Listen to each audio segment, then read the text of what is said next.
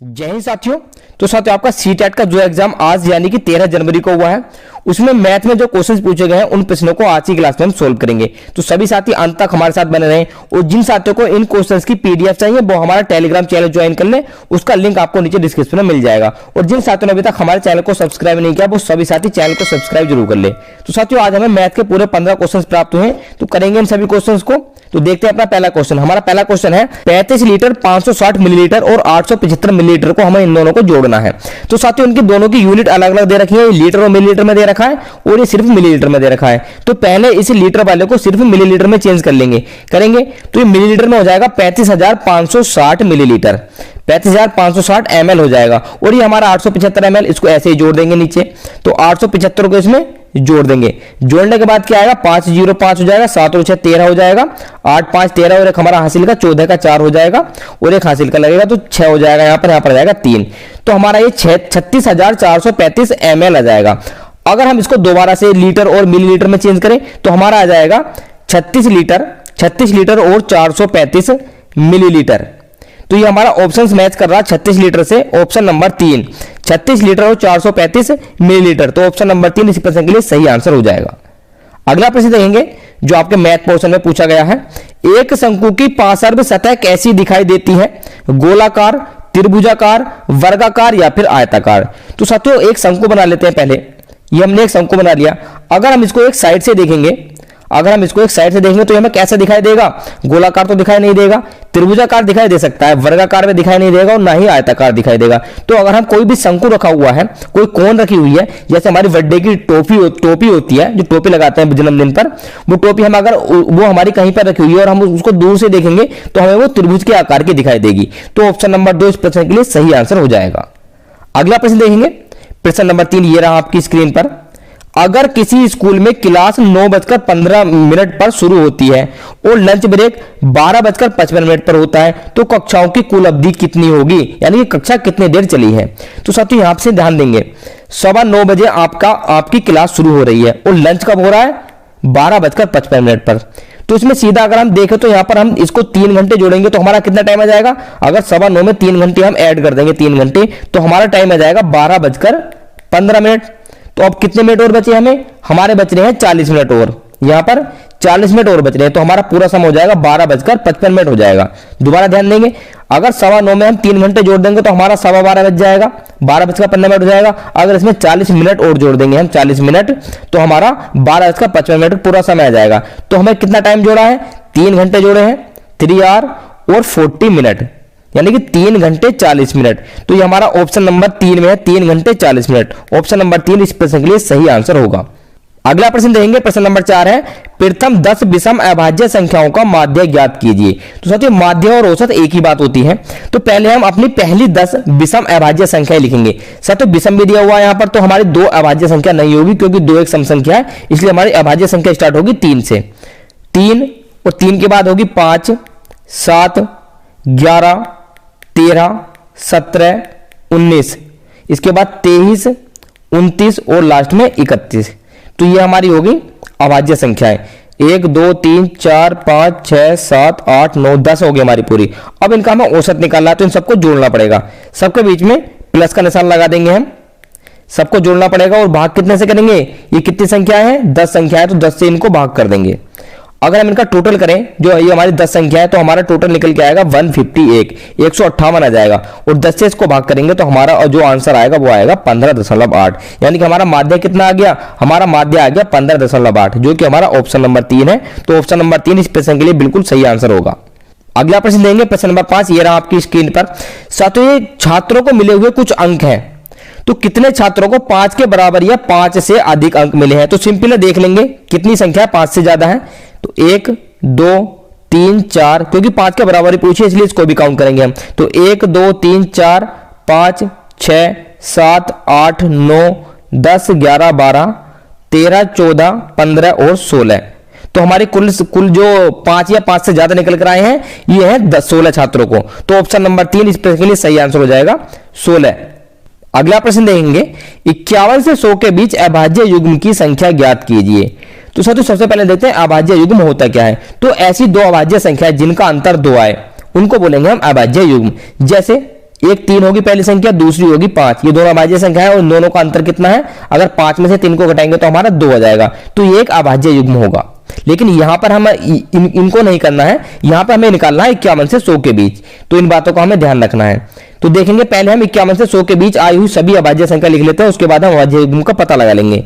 तो 51 से 100 के बीच जो अभाज्य संख्याएं आएंगी वो होगी 53, 53 के बाद हमारी होगी 59, 61 हो जाएगी, 61 के बाद हो जाएगी 67, 67 के बाद 71 हो जाएगी हमारी, 73 हो जाएगी, 79 हो जाएगी, 79 हो जाएगी और 83 हो जाएगी, 89 हो जाएगी और 97 हो जाएगी।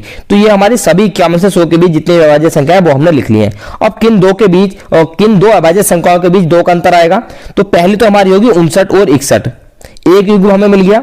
इसके बाद देखेंगे तो हमारी 71 और 73 दूसरा युग्म ये हो गया, और आगे देखेंगे तो हमें कोई युग्म नहीं मिल रहा है। तो हमारे 2 युग्म हो गए अभाज्य संख्याओं के, 59 61 एक हो गया और 71 73। तो इसका आंसर हो जाएगा ऑप्शन नंबर 4, 2 युग्म होंगे ऐसे, तो ऑप्शन नंबर 4 इस प्रश्न के लिए सही आंसर होगा।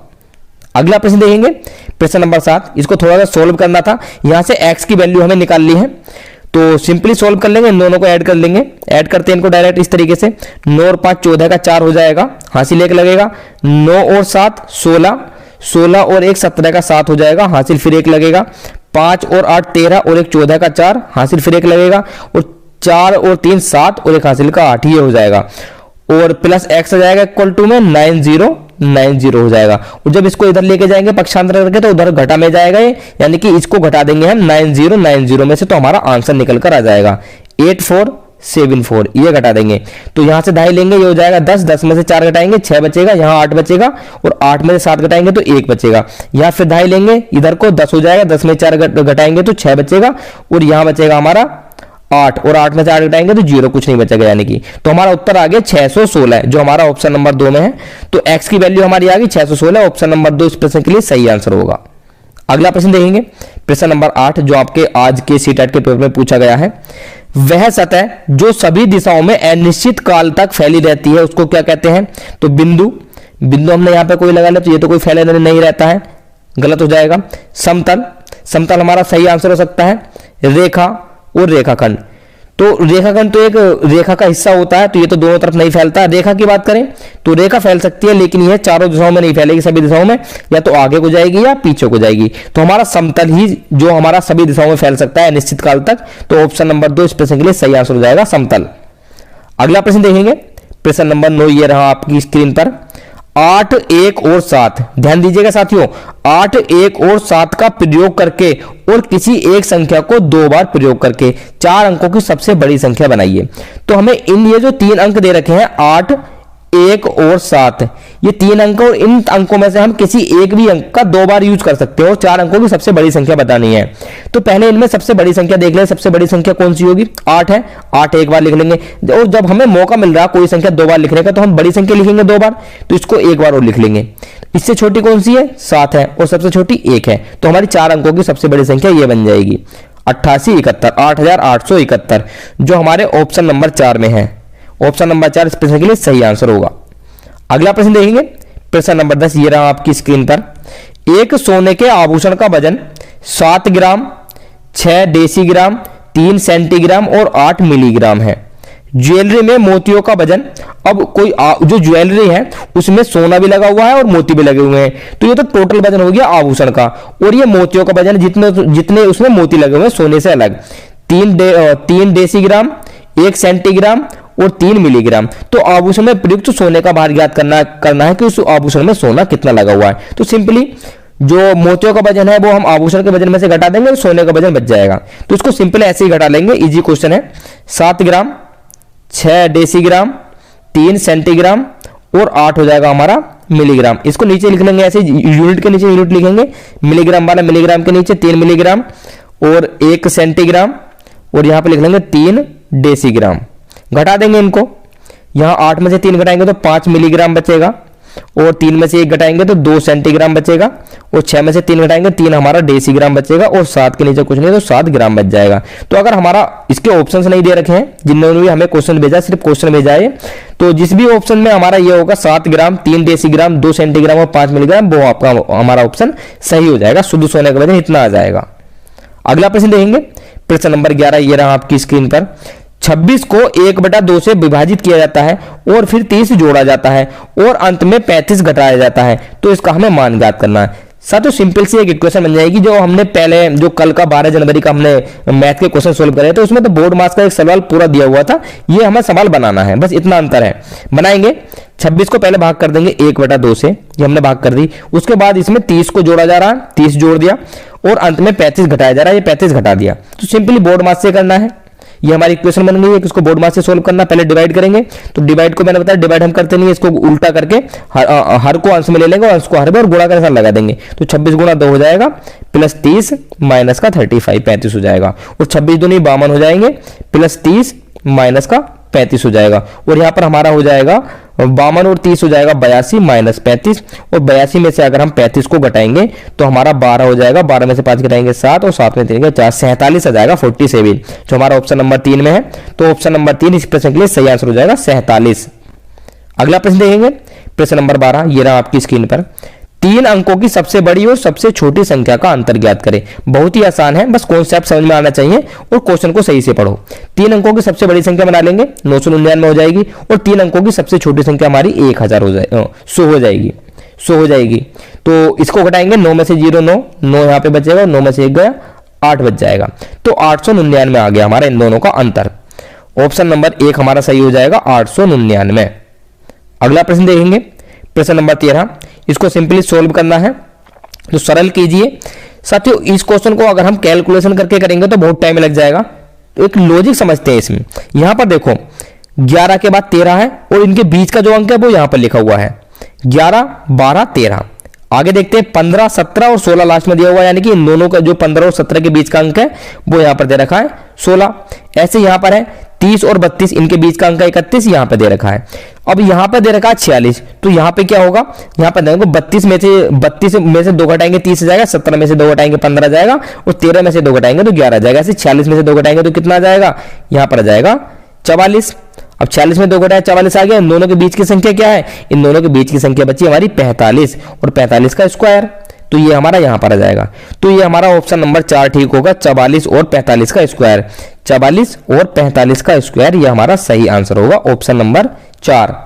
अगला प्रश्न देंगे, प्रश्न नंबर 14 है, दो संख्याओं का एलसीएम उनके एचसीएफ का 20 गुना है और एलसीएम प्लस एचसीएफ 2520 दे रखा है। ये क्वेश्चन दे रखिए LCM plus HCF equal to 2520 और एलसीएम और एचसीएफ का हमें अंतर ज्ञात करना है। तो जैसे क्वेश्चन में दिया हुआ है ऐसा ही लिख लेंगे। हमें दिया हुआ है एलसीएम इक्वल टू 20 गुणा एचसीएफ, यानी कि एचसीएफ का 2 गुना है। साथियों इस क्वेश्चन को हम एलसीएम की जगह एक्स और एचसीएफ की जगह बाई मानकर भी कर सकते हैं, बट मैं ऐसे ही कर रहा हूं। अगर आपको करना हो, आपको हार्ड लगे इस तरीके से, तो आप एक्स और बाई मान के भी कर सकते हैं। तो ये हमारी इक्वेशन 1 हो गई। अब दूसरी इक्वेशन हम यहां से बनाएंगे, दे रखी है LCM plus HCF, LCM plus HCF equal to 2520। ये इक्वेशन 2 हो गई। तो इक्वेशन 1 में जो एलसीएम की वैल्यू दे रखी है इसको हम इसमें रख देंगे इक्वेशन नंबर 2 में। तो इसको रखेंगे 20 एचसीएफ हो जाएगा, हमने गुणा कर दी है 20 एचसीएफ प्लस का एचसीएफ इक्वल टू 2520 ये हो जाएगा। अब 20 एचसीएफ ये है हमारे और 1 एचसीएफ ये, टोटल कितने हो गए, टोटल हो गए हमारे 21 एचसीएफ इक्वल टू 2520। अब यहाँ 21 गुणा में है तो अगर हम एचसीएफ की वैल्यू निकालेंगे तो 21 उधर पक्षांतर करेंगे 21 को, तो ये हमारा भाग में चला जाएगा, यानी कि हमारा हो जाएगा यहाँ पर 2520 बटे 21, 2520 बटे 21 हो जाएगा। और 21 से अगर हम इसको काटेंगे तो 21 का ना 21, 4 बचेगा 42 हो जाएगा, 21 दूनी 42 और 0 120 आ जाएगा हमारा। तो एचसीएफ की वैल्यू कितनी आ गई हमारी, 120 आ गई। यहाँ पर ध्यान दो, एचसीएफ की वैल्यू हमारी 120 आ गई। इस वैल्यू को हम इक्वेशन नंबर 1 में पुट कर देंगे तो वहां पर हमारी एलसीएम की वैल्यू हो जाएगी, यानी कि एलसीएम इक्वल टू क्या होगा, एलसीएम निकालने के लिए हमें 120 की 20 से गुणा कर देंगे, यानी कि 20 गुणा 120 हमारी एलसीएम की वैल्यू आ रही है। यहाँ पर इसको गुणा करेंगे तो 12 दूनी 24 और 2 0, यानी कि 2400 आ गया। तो ध्यान देना है, जो हमारा एचसीएफ आ गया वो आ गया 120 और एलसीएम आ गया हमारा 2400। इन दोनों का अंतर निकालना है, यानी कि एलसीएम माइनस एचसीएफ। तो 2400 में से 120 को हम घटा देंगे तो दोनों का अंतर आ जाएगा। 0 में से 0 घटाएंगे 0 बचेगा और 10 में से यहां से दाई ले लेंगे, 10 में से 2 घटाया 8 बचेगा, यहां बचेगा 3 और 3 में से 1 घटाया 2 बचेगा और 2 हमारा ये बच जाएगा, यानी कि 2280 आ गया। तो इस पे थोड़ा कम था, समझ लेंगे। यहाँ पर एचसीएफ की वैल्यू हमारी 120 आ गई थी यहाँ पर और एलसीएम की वैल्यू यहाँ पर 2400 आ गई थी। एलसीएम की वैल्यू कैसे आई थी, यहाँ पर हमने एचसीएफ की वैल्यू रख दी थी 120, तो 120 से 20 को गुणा करके हमारी 2400 आ गया था।